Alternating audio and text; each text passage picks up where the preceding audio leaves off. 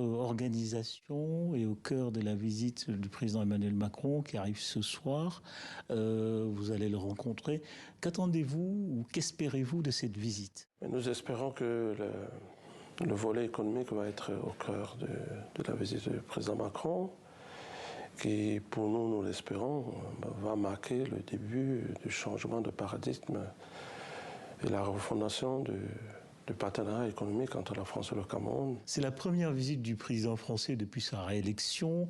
Un des éléments importants sur lequel insiste l'Élysée pour expliquer le choix du Cameroun, c'est que votre organisation, le GICAM, aurait écrit pour répondre à l'appel du président Macron, écrit pour l'initiative Farm. Alors, en écrivant au président Macron, qu'avez-vous dit et qu'avez-vous proposé? Mais déjà, on a écrit pour faire état de cette situation, des conséquences. Que la guerre en Ukraine c'était un accélérateur aux difficultés des pays africains au niveau de sécurité alimentaire. Et puis, on a aussi écrit pour faire état de ce que les mesures, notamment l'embargo, avaient des conséquences très importantes. C'est une guerre que nous n'avons pas souhaitée. Et il fallait donc attirer l'attention du président Macron, qui était président d'exercice, que la mise en application, en œuvre des mesures, des sanctions, notamment l'embargo, empêchait aux entreprises africaines, camerounaises, de faire des transactions avec l'Europe, notamment avec l'Ukraine et la Russie, sur des produits essentiels, comme le blé, comme les engrais. Dans le même temps, l'Europe continuait d'importer le gaz et le pétrole. Nous estimons que c'est de deux poids, deux mesures. Première chose et deuxième chose. Deux poids, deux mesures. Mais dans le sens où l'Europe continue, lui, à acheter le gaz et le pétrole en Russie, alors que nous, les Africains, ne pouvons pas transiger, faire des opérations bancaires en direction notamment de la Russie et de l'Ukraine, parce qu'il y a des sanctions. Donc vous voulez une levée des sanctions économiques? Pouvoir trouver, exempter notamment des produits essentiels, indispensables pour les populations africaines de ces sanctions-là, parce que la famine aussi tue. Donc il est question, face à ces sanctions, de trouver une exemption. Et puis l'autre volet, c'était de remettre au cœur, de manière fondamentale, structurelle, en nous inscrivant dans l'initiative Farm du président Macron. Dans l'initiative Farm, dont le président Macron est l'initiateur, il s'agit bien de souveraineté économique, souveraineté alimentaire.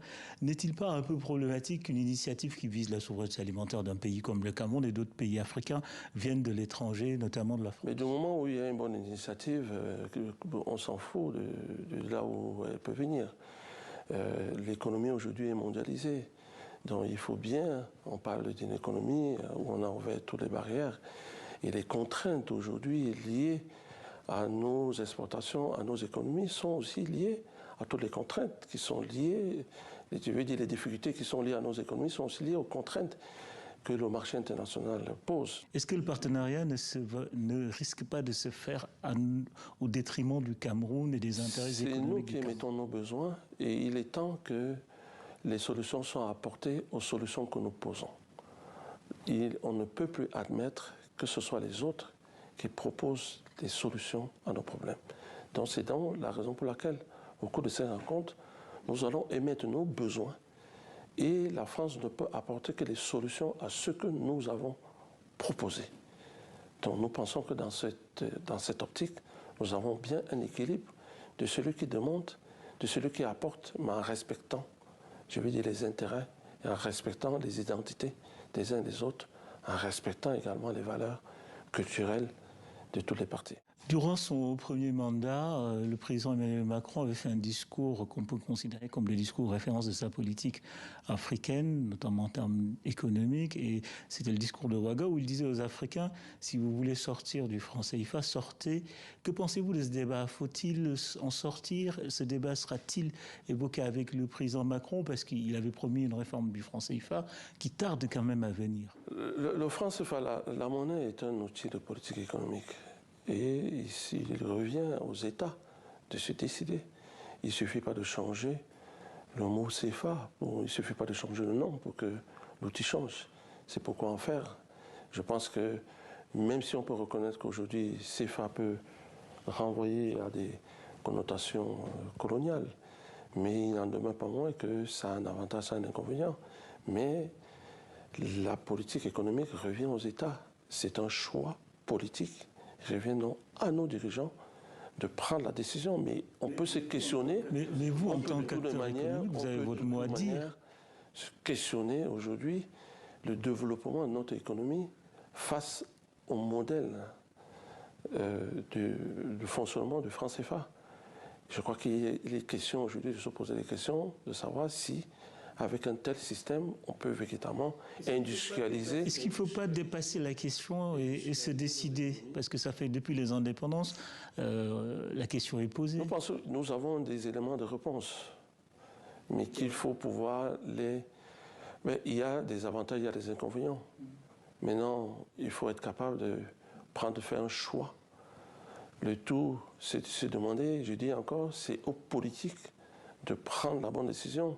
L'économie va vous donner des réponses qui n'ont qu'un prisme sur le plan économique, mais il y a une dimension politique qu'il faut être capable d'assumer, de gouverner, d'administrer. Donc, voilà, il faut donc, c'est pour ça que je dis, est-ce que, avec le modèle de fonctionnement de France CFA aujourd'hui, il est possible d'atteindre l'émergence? Est-ce qu'il est possible d'avoir une agriculture qui puisse avoir une sécurité alimentaire à l'horizon 2030-2035 de manière autonome? C'est quoi votre réponse? Plutôt oui, plutôt non? Ça ne dépend pas. Là, le franc CFA ne joue qu'un rôle partiel, parce que c'est une question de financement dans ce cas. Maintenant, pour des produits naturellement de manière politique, des activités qui n'ont pas référence avec l'exportation, qui n'ont pas besoin de devises, parce qu'il y a un volet devises du franc CFA. Le franc CFA n'a pas d'importance, elle n'a pas besoin de cela. Mais du moment où on pose le problème de financement et qu'il y a une contrepartie en euros, là se pose le problème. C'est pour cela qu'il faut se poser des questions sur les modalités du fonctionnement du franc CFA aujourd'hui. La question est d'actualité. Monsieur Célestin Terromba, merci. Merci de m'avoir accordé cette interview.